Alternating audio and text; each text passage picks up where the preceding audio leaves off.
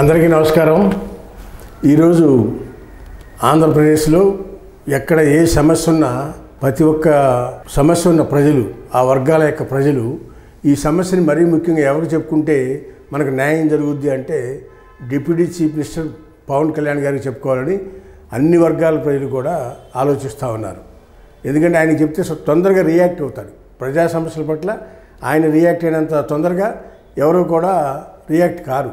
అందుకని ఆయన చెప్తేనే ఇది కరెక్ట్గా మన సమస్యకి పరిష్కారం దొరుకుతుందని చాలామంది సమస్యలు ఉన్న వర్గాల ప్రజలు గతంలో కూడా ఆయన దృష్టికి తీసుకురావడం జరిగింది.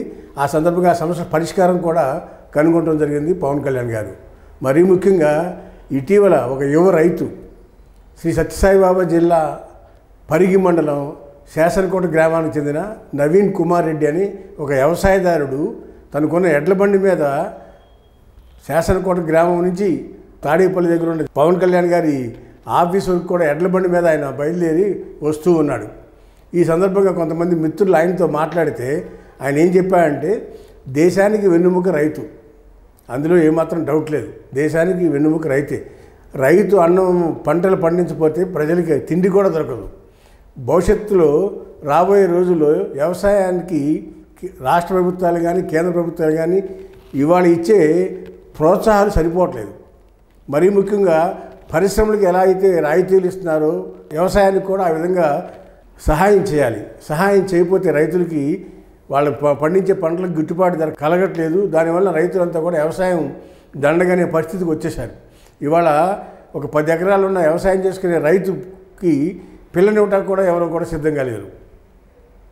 మరీ ముఖ్యంగా ఈ యాత్రలో ఈ నవీన్ కుమార్ రెడ్డి అనే ఆయన ఎడ్ల బండి మీద బయలుదేరి తాడేపల్లి పవన్ కళ్యాణ్ గారి జనసేన ఆఫీస్కి వచ్చి పవన్ కళ్యాణ్ గారికి రైతు సమస్యలు చెప్పాలి, రైతు సమస్య పరిష్కారం దిశగా ప్రభుత్వం అడుగులు వేయాలి, దానికి పవన్ కళ్యాణ్ గారే సరైన వ్యక్తి అని చెప్పి ఆయన బయలుదేరి రావడం జరుగుతూ ఉంది.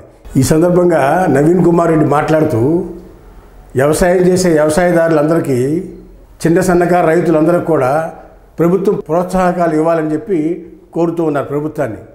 మరీ ముఖ్యంగా గ్రామీణ ప్రాంతాల్లో ఈ ప్రైవేటు వెండర్స్ పాలు కొంటే కొనుగోలు రేటు తక్కువ కొంటున్నారు, అమ్మకం రేటు ఎక్కువ అమ్ముతున్నారు.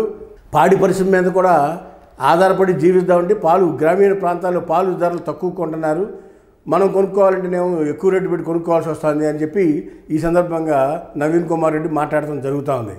అంతేకాకుండా వ్యవసాయదారులకు పిల్లలు ఇచ్చేవాళ్ళు కూడా లేరని ఆయన మొత్తుకుంటా ఉన్నాడు. నిజంగా గ్రామంలో 10 ఎకరాల పొలం ఉంటే వ్యవసాయం చేసే కుర్రాడికి పిల్లనివ్వాలంటే కూడా చాలా ఇబ్బందిగా ఉంది. ఇలాంటి అనేకమైన పరిస్థితులు వ్యవసాయదారులకు ఏ రకమైన ప్రోత్సాహకాలు లేవు. ఒక కరెంట్ రాయితీ ఇస్తున్నారు తప్పితే ఇంకా అనేకమైన వరి పంట పండిస్తే ఇన్ని వేలు, గోధుమ పండిస్తే ఇంత వేలు, మినువులు పంటల వారీగా కూడా ప్రోత్సాహకాలు ఇవ్వాలని చెప్పి రైతులు డిమాండ్ చేస్తూ ఉన్నారు.